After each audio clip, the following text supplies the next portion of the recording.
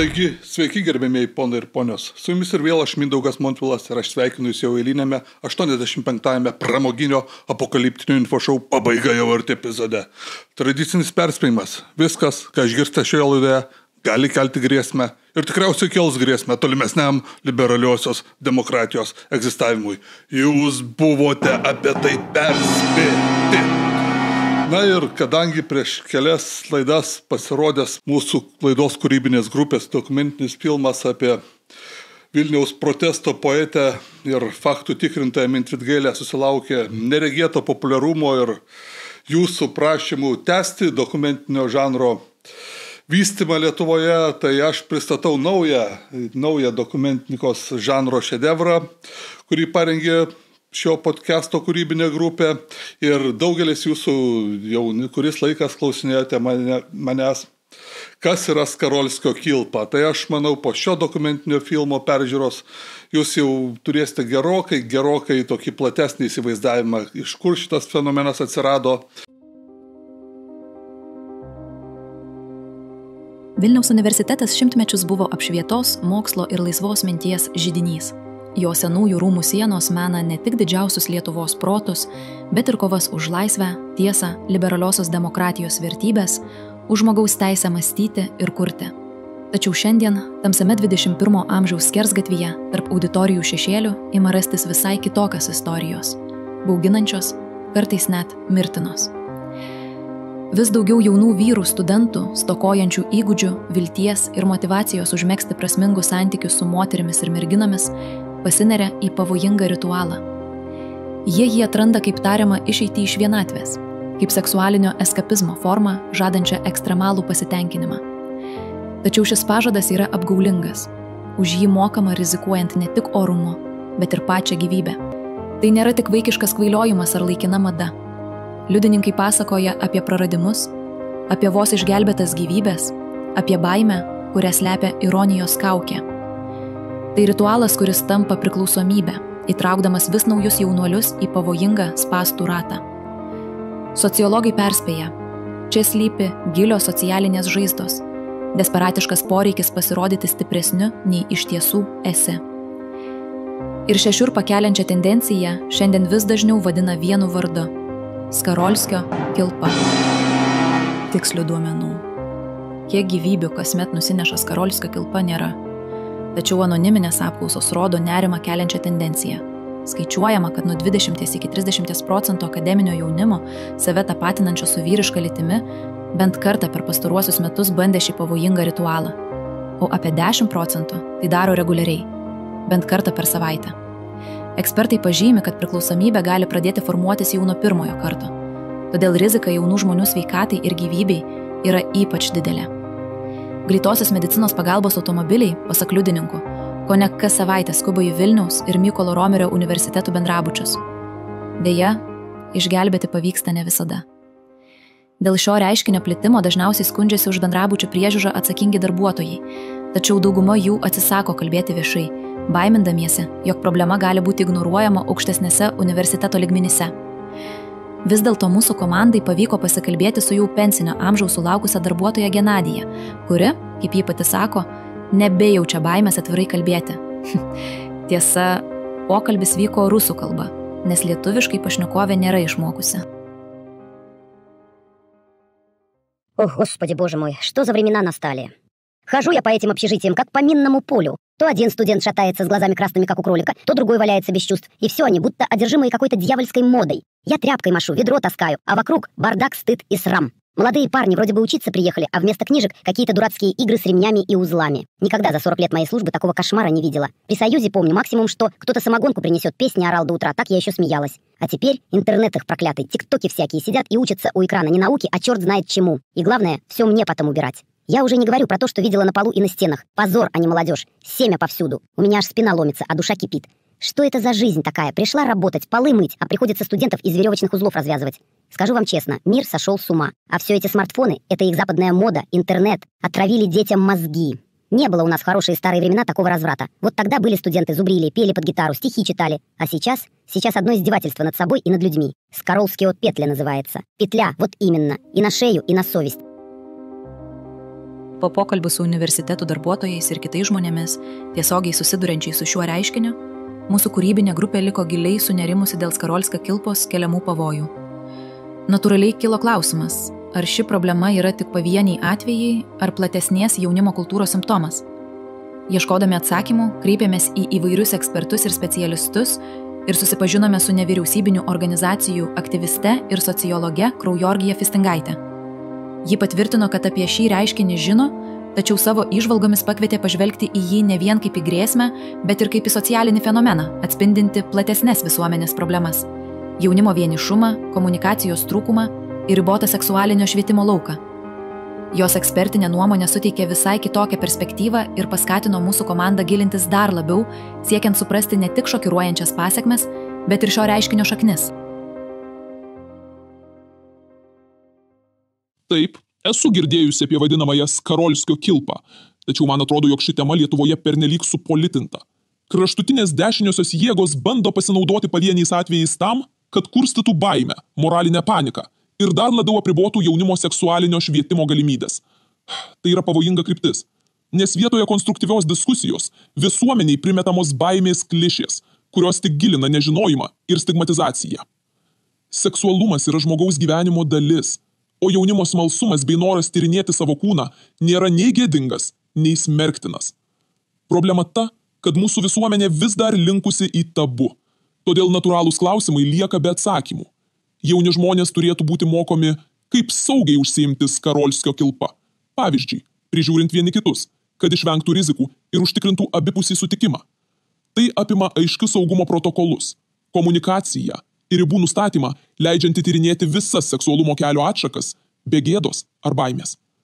Tokiu būdu mes ne tik mažiname pavojus, bet ir skatintume sveiką, informuotą požiūrį į savo kūną ir troškimus, padėdami jaunai kartai augti kaip savimi pasitikintiems individams. Šiandien matome, kad Skarolskio kilpa ir jos paplitimas tarp jaunuomenės nėra paprastas reiškinys, o sudėtingas, subtilus ir daug diskusijų keliantis fenomenas. Ekspertų pastebėjimai, liudijimai iš studentų bendruomenės bei pasakojimai žmonių tiesiogiai susidūrusių su šio elgesio pasekmėmis rodo, kad tema yra daugiasluoksnė ir nevienareikšmė. Yra žinoma, kad pirmieji ženklai apie šio fenomeno plėtrą buvo pastebėti Vilniaus universitete prieš daugiau nei 10 metų ir nuo to laiko pasklido tarsi gaisras po kitus Lietuvos universitetus. Pastaruoju metu netgi pasirodė pranešimų apie atvejus kai kuriuose privačiose Vilniaus vidurinėse mokyklose, kas kelia dar didesnį nerimą. Todėl mūsų kūrybinė grupė nusprendė parengti visą ciklą laidų skirtų šiai temai. Skarolskio kilpa yra tikrai kontroversiška ir polarizuojanti tema, kurioje susipina baimės, tabu ir siekis suprasti naujas jaunimo patirtis. Mūsų dokumentinės komandos dar laukia daug klausimų ir atsakymų paieškų. Kitose laidose mes gilinsimės dar plačiau. Ne tik ieškosime daugiau liudijimų, bet ir bandysime atskleisti, kas iš tikrųjų pradėjo šią pavojingą madą ir kokiais keliais ji išplito tarp jaunuolių.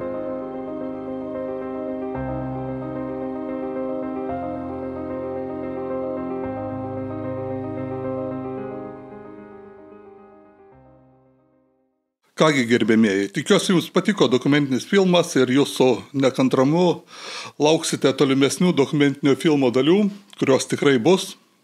Ir aš lauksiu jūsų komentarų ir pastebėjimų dėl šio žanro tolimesnio naudojimo laidose. Ir dabar perinam prie rimtosios laidos dalies.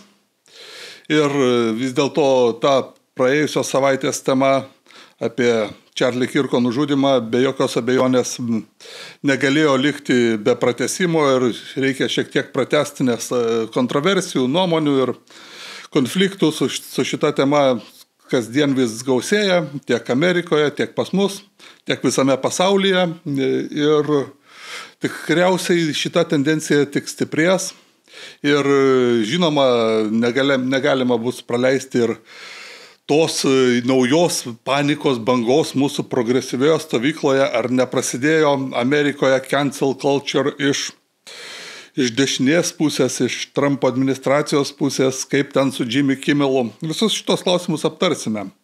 Pradėti tikriausiai reiktų nuo to punkto, kad jau nuo pat pirmų dienų po nužudymo ta kairė progresyvioji pusė, leftistinė, kaip ją bepavadinsite, jinai iš karto ir Amerikoje pradėjo dėti visas pastangas, kad kaip nors nupaišyti tą žudiką ne kaip vieną iš jų, o kaip, tarkime, kažkokį tai magą koalicijos narį. Ir šitas veikimas buvo sistemingas ir jūs tikriausiai jį pastebėjote ne tik amerikietiškų tos leftistinės nuomonės skleidėjų tarpe, bet ir tarp mūsų tų influencerių, kurie uoliai atkartoja tas nuomonės.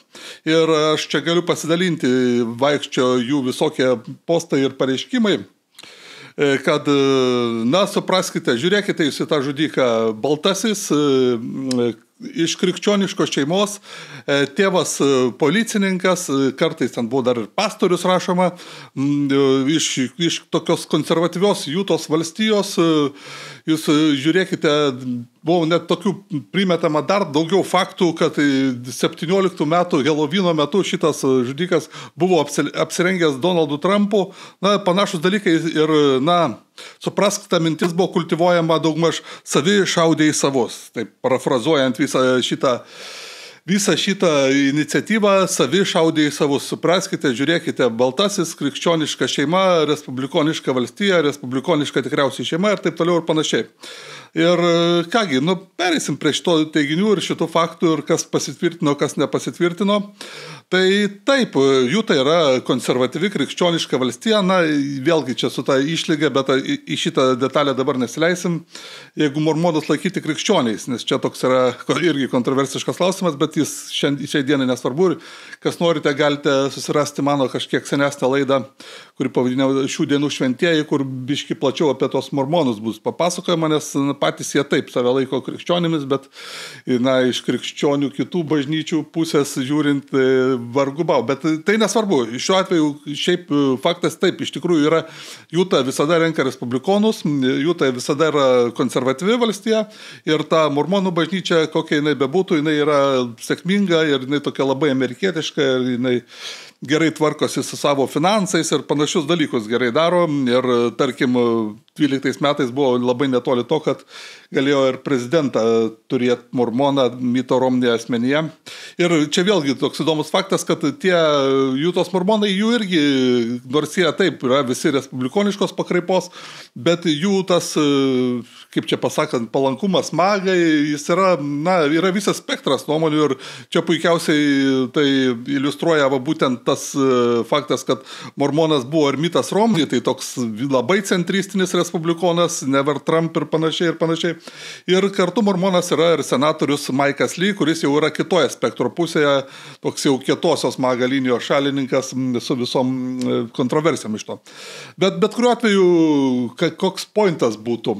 Tai, kad tas žudikas užaugo respublikoniškoje valstijoje ir geroje krikščioniškoje šeimoje, nors, tarkim, kai kurie faktai vėlgi čia buvo jau paneigti, melagingi.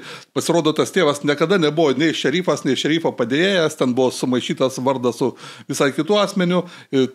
Tėvas turi statybų kompaniją, motina irgi kažkur dirba socialinėje srityje, bet taip, gera šeima, jinai mormoniška liktai šeima, viskas su jais tvarkoje ir viskas būtų gerai. Tačiau, suprantate, vaiko kažkokios ideologinius paklydimus dabar susėti tiesiai su tėvais, na, supraskite, lygiai to paties Stalino, žinote, motina buvo labai krikščioniška ir jį išleido mokytis į seminariją. Tai tikriausiai nevadinsime Stalino krikščioniškos vis dėlto kultūros nešėjų ir krikščioniškos srovės atstovų politikoje. Tai lygiai ir su šituo asmeniu, tai, kad jis buvo iš geros krikščioniškos šeimos, tai čia dar nieko neįrodo, kad jis pats toks buvo. Na ir jo labiau, aišku, komiškas yra teiginys, kad jo apsirengimas Donaldu Trumpu 17 metų Helovino metu, tai čia dar prieš 8 metus, tai jis dar buvo visiškas paauglys, kažką tai reiškia jo politinėse pažiūrose, nes, na, Helovine žmonės rengėsi ir Drakulą, ir Frankensteinu, ir ko tik tai nori, ir serijiniai žudikais, ir ko tik tai nori, ir tie žmonės tikrai nebūtinai tuo identifikuojasi, ir čia, žinote, tokias paralelės išvesti, na, kad savo pointą patvirtinti, na, yra absurdiška ir, na, iš tikrųjų rodo seklumą ir desperatiškumą tos kairės pusės bandymo priskirti šitą žudiką tai maga pusiai. Bet kodėl apie tai aš kalbu? Todėl, kad tai susiveda su tolimesnėmis perturbacijomis ir kontroversijomis šioje temoje. Nes, kaip jau visi žinote, šią savaitę tokia garsi ir labai iš tos progresyvios pusės amplifikuojama istorija yra Jimmy Kimmelo atleidimas. Ir aš net specialiai susiradau mūsų labai gerbiamo žurnalisto Černiausko straipsnį, įrašą Facebook'e, kuriame jis aiškina, jūs žiūrėkite, tas Jimmy Kimmelas savo monologę nieko nepasakė, tik tai kietus patvirtintus faktus. Tai dabar pereinam prie to Jimmy Kimmelo vaidmens, istorijos ir visų tų dalykų, kas susiję ir kas ten buvo prieš jį panaudota, ar nieko jis neteisingo nepasakė. Taigi Jimmy Kimmelas savo monologe pirmadienį, tai yra, kai jau buvo aiškus žudikas, kai buvo aišku, kad žudikas gyvena su transseksualiu asmenim, kai buvo aišku, kad žudikas priklauso tai, apie ką aš praeitoje laidoje pasakojau, fari subkultūrai, kur yra, aš dar šiek tiek plačiau papasakosiu šiandien apie tą subkultūrą. Ir visi tie dalykai buvo žinomi, jis pirmadienį savo monologą pradėjo nuo to, kad suprask, maga stovykla stengiasi visais būdais parodyti žudiką, ko tik nori, tik tai ne vienu iš jų pačių. Vienu žodžiu, vėlgi parafrazuojant tą patį dalyką, savi šaudė į savus. Jis pasakė šitai. Ir dabar tvirtinti, kad tai buvo kietais faktais paremtas teiginys ir jis nieko čia neįžeidė su tuo savi šaudė iš savus teiginių. Paimkime, žinote, tai yra ne tik, kad melas, tai yra melas, tie žmonės, kurie tai tvirtina, žino, kad tai melas, mes žinom, kad tai melas ir tie žmonės žino, kad mes žinom, kad tai melas, bet jie vis tiek meluoja. Ir tam jie daro ir iš Atlanto, ir tą daro jų ideologiniai broliai pas mus. Ir jų aš visų vėlgi nevardinsiu, bet jūs juos visus žinote. Aš čia tik tai išvardinau tą Šarūną Černiauską, bet irgi žurnalistas su, kaip sakant, labai aiškiamis ir žinomomis dėmėmis į savo etinėje karjeroje ir taip toliau ir panašiai, bet žmogus vėl pakartojo aišku melą, kurį pakartojo ir Jimmy Kimmelas ir kurį jis negalėjo nežinoti, nes, kaip jūs žinote, tokias laidas kaip Jimmy Kimmelo šou ar Steveno Colbero šou, ten dirba šimtai žmonių. Jie turi prodiuserius ir žmonės visiems dalykams. Ir kiekvienas žodis ir kiekvienas kablelis, kiekviename sakinėje pereina per gausybę žmonių ir jie negali tiesiog nežinoti tų dalykų, kurie jie pasako. Todėl šitą tokį tikrai naglą melą Jimmy Kimmelas po Charlie Kirko mirties pakartojo sąmoningai, jo visa komanda tai žinojo, jo visi prodiuseriai tai žinojo, jie negalėjo to nežinoti, jie negalėjo nežinoti, kad tas Tyleris žudikas, jis gyveno su trans asmeniu, kad jis ant tos savo kulkų apvalkalų, kurias jis naudojo nužudyti Charlie Kirką, išrašė tas fari, tai yra tų gaurotukų, apie kuriuos aš pasakojau praėjusio laidoje frazes ir raktažodžius, taip pasakysime, kaip OWO ar Bella Ciao. Tai yra neginčytimi faktai, kuriems įrodymų yra jau daugybę metų, kad šita subkultūra smarkiai asocijuoja save su taip jų vadinamų antifašistinių judėjimų, antifa judėjimų, kurį neseniai Tėtušis irgi pripažino teroristinę organizaciją. Ir dar kartą pakartosiu, kad nekiltų niekam jokių abejonių, kad tokios frazės kaip OWO, tai net ne frazė, o emotikonas, toks tikslus būtų terminas, kuris, kas nežinote, tai reiškia, emotikonas tai yra kaip ir šypsenėlės simbolis ir tas OWO tai reiškia, kaip žinote, ta fari subkultūra, tai keista subkultūra, kuri kilusi iš ten visokio japoniško anime įtakų ir antropomorfinių gyvūnėlių, kurie yra seksualizuojami kažkokiu tai būdu.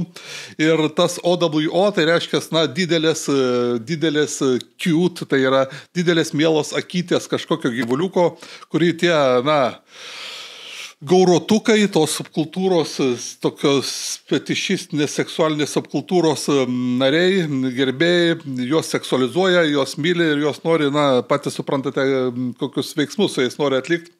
Tai apie jų šitos santykius su Antifa spauda rašė ir net su pasididžiavimu, aš suradau 17-18 metų nuorodas, įdedu screenshotus, kad jie kovojo su naciais išdidžiai ir šitos informacijos galima surasti sočiai internete. Dar šiek tiek išsiplenčiant apie patį, na ir dar ta frazė belačiau taipogi, tai yra, vėlgi, tai yra to vadinamo antifašistinio, na jie taip save vadina antifašistinio, antifa judėjimo irgi pamėgta daina, kuri dabar vėlgi iš naujo įgijo populiarumą, tai yra šiaip klasikinė italų antrojo pasaulinio karo laikų daina, kur na, buvo italų tie partizanai, kurie kovojo prieš tikrą Benito Musolinio fašizmą.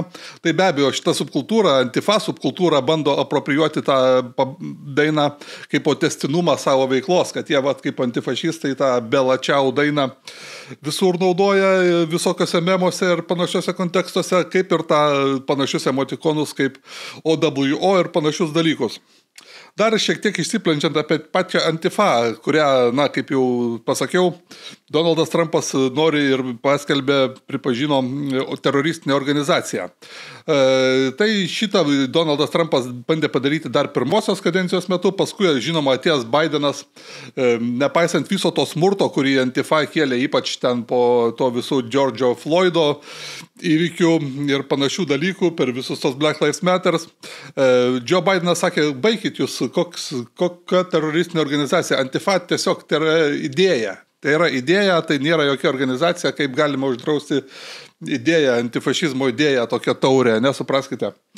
Ir vėlgi, kaip ir visada, tokiais atvejais ta leftistinė pusė meluoja, nes Antifa, na taip, tai yra smarkiai decentralizuota organizacija, tai nėra kažkokia, žinote, griežta ISIS tipo struktūra, tačiau jinai yra teroristinė organizacija dėl to, kad kviečia imti smurto prieš kitaminčius, kviečia imti smurto prieš masinio smurto ir kviečia ir tarp kitko netgi ruošia savo narius ir šitoje vietoje vėlgi čia galima vėl pirštu pabaksnuoti į tą leftistinę žiniasklaidos dviveidiškumą, į tą visą hipokrisį, nes kai jiems patogu, tarkim, kai buvo Sirijos karo metu, tos antifašistų brigados, jos kovojo irgi ir jos pasirinko kovoti kurdų pusėje. Nes aš vėlgi pasakojau čia dar prieš kelias laidas apie tas kurdų klausimą, kuris, na, irgi yra istoriškai komplikuotas, bet jie vis dėlto, tie kurdai, ar tai Sirijos, ar Irano, ar Irako, jie dar nuo senų laikų, dar nuo sovietinių laikų yra prorusiški ir remiami Rusijos, ar prieš tai sovietų. Ir, na, galite susirasti tą laidą apie Johną Boltoną, tame kontekste minėtą. Tai tame paskutinėje Sirijos kare 17-18 metais šitie antifašistų savanorių būriai kovojo Sirijos pajėgose ir jie turi, na, tikros karinės patirties ir ta pati mainstreaminė žiniasklaida apie tai rašė su pasididžiavimu, žiūrėkite, antifašistai taipogi kovoja Sirijoje prieš ISIS ar ten prieš Asadą ar panašiai ir panašiai. Tai, o paskui, kai viskas apsisuka ir kai bando kažkas pasakyti, kad tai yra, na, sukarinta militaristinė smurtinė organizacija, kviečianti imtis smurto prieš piliečius, tai tada nėra tokio dalyko kaip Antifa. Tai va tokie dalykai man labai patinka, kad jiems nuo konteksto Antifa gali būti ir sukarinti būriai ir viskas, bet kai kontekstas kitoks, ne, tai tokio dalyko nėra ir kaip galima uždrausti tai, ko nėra. Na, bet kuriuo atveju Donaldas Trumpas uždraudė ir bet kuriuo atveju aš manau dabar visi tie, kas esate sąžiningi, bent jau truputėlį, turite pripažinti, kad tas žudikas, Charlie Kirko grįžtame, Tyleris, jis vis dėlto buvo akivaizdžiai tos Antifa Fari organizacijos įkvėptas ir ta organizacija dešiniuosius kalbėtojus stengiasi jau ne vienerius metus užtildyti, numalšinti, cancelinti ir galima vėlgi, aš įdėsiu nuorodų, tas pats Mattas Walshas, irgi žymus Daily Wire bendradarbis ir savo filmais What is a Woman išgarsėjęs, ar Am I Racist, puikus filmai. Tai tas pats Mattas Walshas apie tai darė, prieš 3 metus yra jo laida skirta kaip Antifa Faris, tai būtent ta queer subkultūros atšaka, kuri seksualizuoja gyvūnėlius ir kovoja prieš fašizmą. Ir ta atšaka bandė jo renginius cancelinti universitetuose, tai labai panašiai kaip Charlie Kirko. Ir po visų šitų faktų, turėti naglumo tvirtinti, kad šitas Charlie Kirko žudikas buvo kažkoks maga atplaiša, reikia nepaprasto, dar kartą pakartosiu, reikia turėti nepaprastai daug naglumo ir tokį, žinote, net nežinau, kokį čia žodį pavartoti, bet įžlaus naglumo, įžlaus tokio sociopatiško naglumo meluoti, kai žinai, kad pats meluoji, kai žinai, kad tie, kam tą melą sakai, žino, kad meluoji, bet vis tiek meluoji. Tai va šitą mūsų leftistinė žiniasklaida, norėdami kažkaip nusiplauti nuo šitos ir nuplauti savo ideologinius brolius Amerikoje, tą visą progresyvę stovyklą nuo šitos žmogžudystės, nuo šito kraujo, jie vis dėlto toliau atkakliai meluoja visaip ir, žinote, naudoja ir kitokias priemonės, tai čia pas mus irgi LRT ten spausdina straipsnius, tokias švelnesnes, kur aiškina, kad Charlie Kirkas pats savo kalbomis prisiprašė šito, jis buvo to vertas, nes jo visas tas, pavojingas mintis reiškia ir vienu žodžiu poetinis teisingumas, jūs žinote visus tos straipsnius ir laidas. O dabar po visų šitų ilgų išvedžiojimų grįžtam prie tos leftistinės pusės aukos Jimmy Kimmelo. Tai vis dėlto tas sustabdymas Jimmy Kimmelo laidos per ABC televiziją, ar tai buvo žodžio laisvės suvaržymas, ką labai šaukia dabar visa progresyvioji pusė abiejose Atlanto pusėse. Žinote, šitoje vietoje yra kažkiek ir tos pilkosios zonos, taip pasakykime. Vienas dalykas, Jimmy Kimmelo nieks neužbanino, neatšaukė ir jis tebegali naudotis bet kokiais socialiniais tinklais, transliuoti per YouTube ar dirbti bet kokiame kitame kanale. Specifika su šitais visais nacionaliniais transliuotojais, kurie Amerikoje yra, tie 4-5 pagrindiniai kanalai, kaip ABC, NBC ir Foxas, yra ta, kad jie irgi gauna valdžios subsidijas. Jie yra subsidijuojami per FCC, jų transliacijos antžeminiais kanalais tebėra subsidijuojamos nemažomis sumomis pinigų. Ir kitas dalykas, su tom subsidijom ateina reguliavimas per tą Federal FCC, Federal Communications Commission, kur yra vykdomosios valdžios šaka. Ir be abejo, vykdomoji valdžia turi svertų tam tikriems verslo sprendimams, nes tie kanalai dažnai jungiasi, daro sandorius tarpusavį, perleidinė kažkokias vietinės stotis ir panašiai. Tai yra ABC kanalas, kuris transliavo šitą Jimmy Kimmelo laidą. Šiuo metu yra kažkokiame mergeryje, tai yra kažkokiame korporatyvinio susijungimo procese.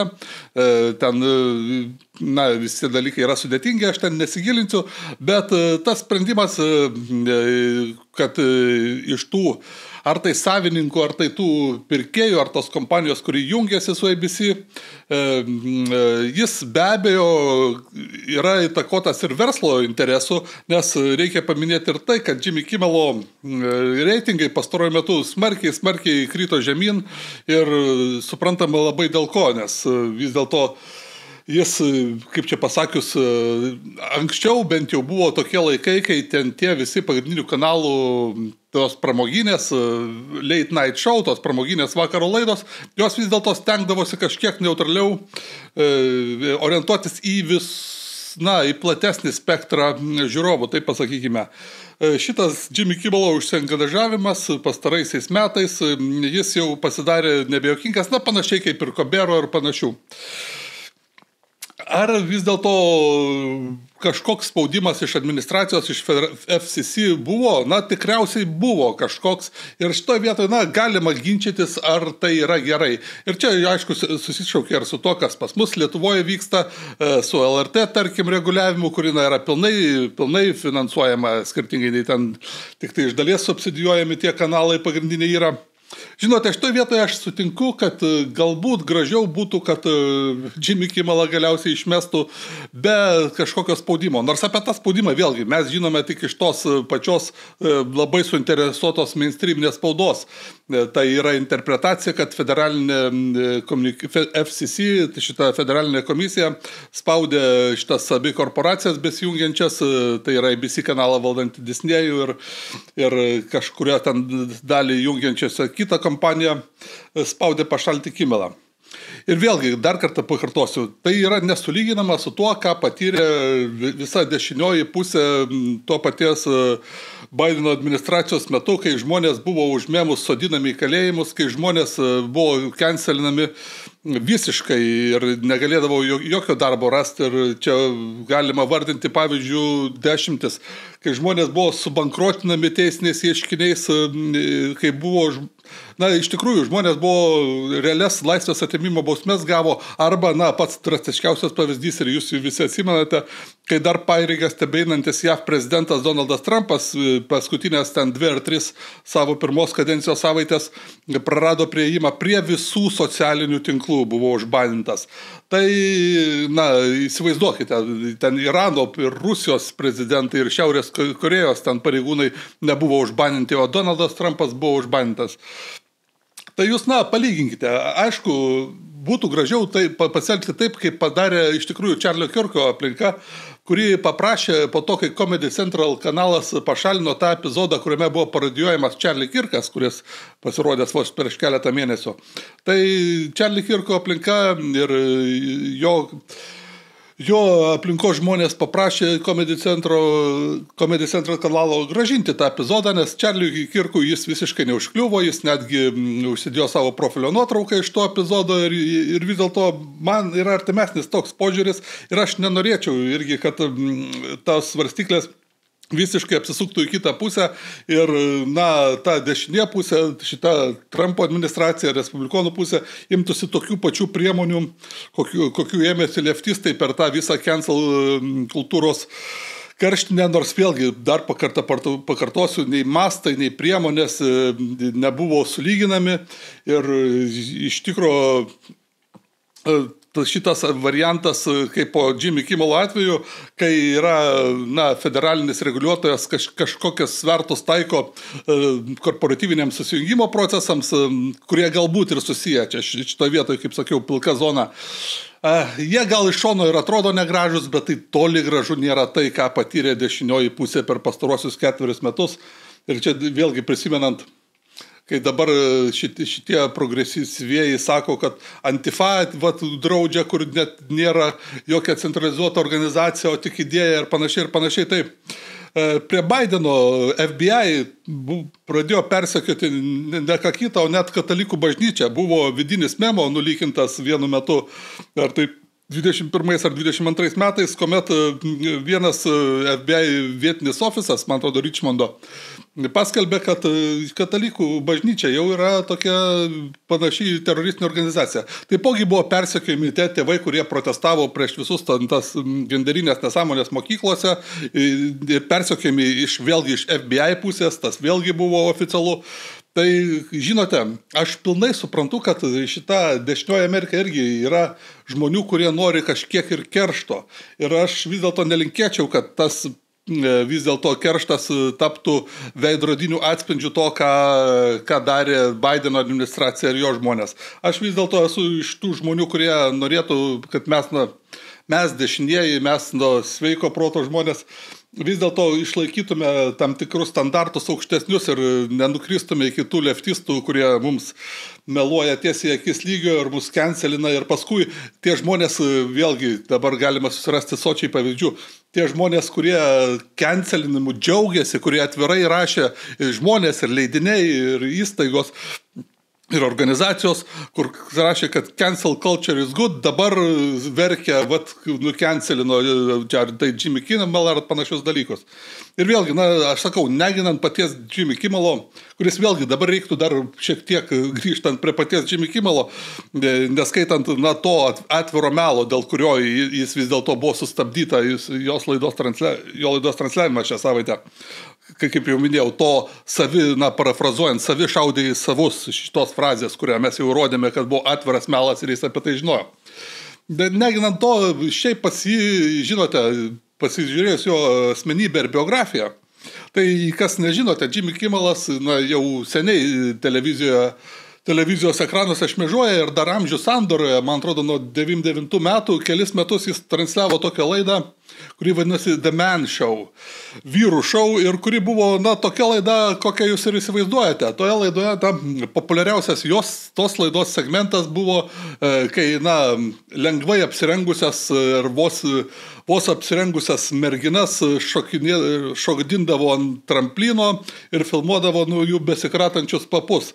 Tai tokio lygio ta humoro laida buvo pirmoji Jimmy Kimmelo. Ir jis ilgai laikėsi šitokio stiliaus humoro. Tačiau vėliau, kai jau prasidėjo jau kokiais 15-16 metais visa, kaip čia pasakius, Me Too banga, visi cancelinimai už Me Too reikalus, už ten moterų objektifikavimą, mizoginį ir panašus, Jimmy Kimmelas jau susivokdamas, kad jis yra toks vidutinio amžiaus baltasis vyras su šiokia tokia istorija.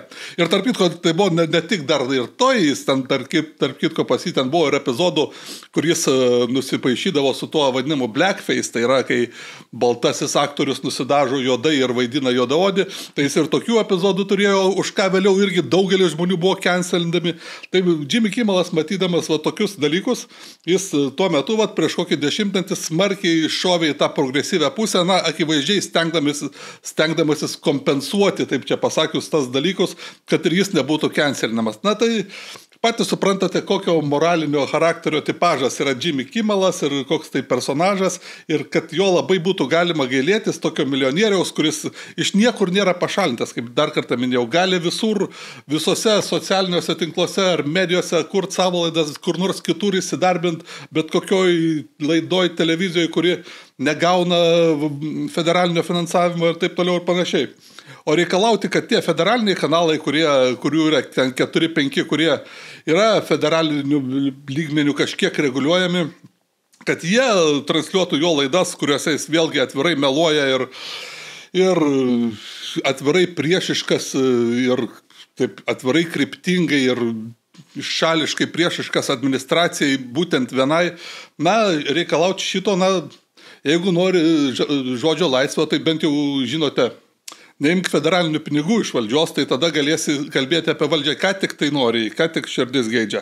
O kadangi ta jo laida, kaip jau minėjau, jau pastaruoju metu ir nelabai ir populiari, vis dėlto buvo tokiame kanale, kuris priklauso nuo valdžios, tai žinote, turi skaitytis. Čia labai panašis dalykas yra JAV su universitetais, kurių dauguma yra privatus, tačiau visi jie gauna labai daug pinigų ir iš federalinės valdžios, ir iš vietinių valdžių ir panašiai. Ir yra vos kelios išimtis ir jos kaip taisyklė yra dešiniųjų universitetai, kurie principingai neima jokių federalinių pinigų, kad neturėtų vykdyti jokių ten federalinių programų. Ir dabar, kai ten kokie nors Harvardai skundžiasi ir panašus, kad jos ten irgi persekioja Trumpas ir jo administracija, tai žinote, neimkite jokių pinigų iš valdžios ir tada turėsite visišką akademinę laisvę ir ten galėsite ten visus tas Free Palestine ir panašius dalykus sakyti. Tai tiek būtų apie Kimmelą, apie tas tebesicenčiasias ir per pasaulį tebesicenčias ir pasaulį audrinančias peripetijas po Charlie Kirko žūties. Ir pereinam prie kitų temų.